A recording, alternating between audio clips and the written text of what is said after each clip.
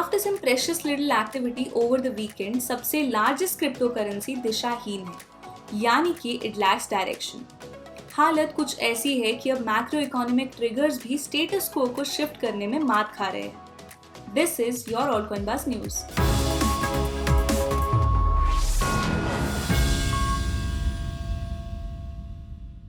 Hey guys, welcome back to our channel. मेरा नाम है रितिका और आप देख रहे हैं ऑल्टकॉइन बज़ न्यूज़।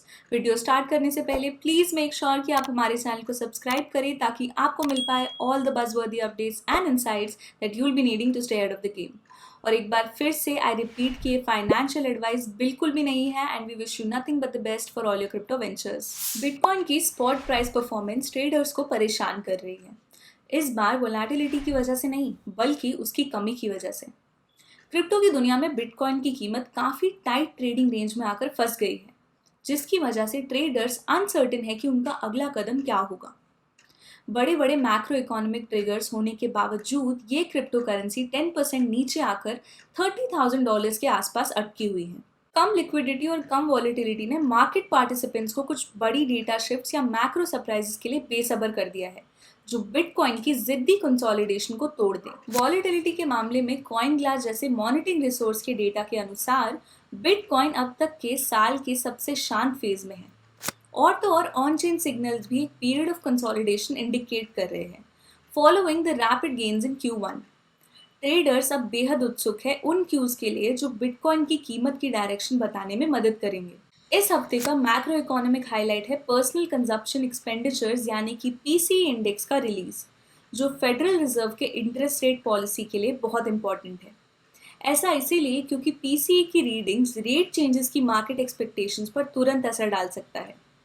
मार्केट की उम्मीदें और फेड के कंजर्वेटिव लैंग्वेज के बीच डिस्पैरिटी का यही एक की फिनोमेना है, जिस पर Jerome Powell, chair of the US federal reserve, ने खुद पिछले हफ्ते बात की। उन्होंने कहा, देखने में ऐसा नजर आ रहा है कि ये सिंपली एक डिफरेंट तरीके का फोरकास्ट है, जिसमें इन्फ्लेशन तेजी से कम होता है और उसमें कोई भी गारंटी नहीं है।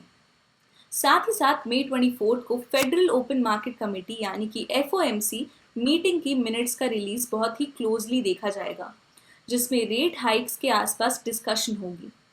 Additionally, the deadlock in talks regarding the US debt ceiling remains a separate ongoing debate. All in all, crypto space में बिटकॉइन की कीमत के लिए सस्पेंस और अनसर्टेनिटी बना हुआ है।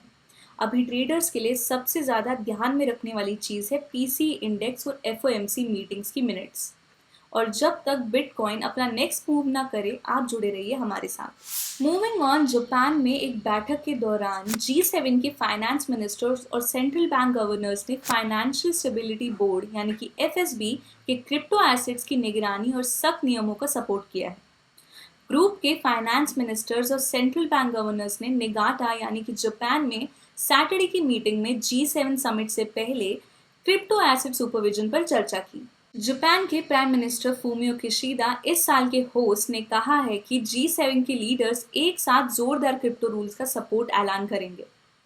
India as the president of the G20 globally coordinated crypto rules का समर्थन कर रहा है। G7 एंटिसिपेट कर रहा है the finalisation of the FSB's high level recommendations by July 2023।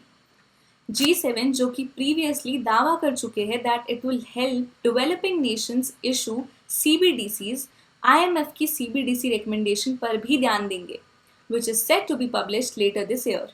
So आज के लिए इतना ही guys. Thank you so much for tuning in with us and please channel को सब्सक्राइब करना ना भूलें।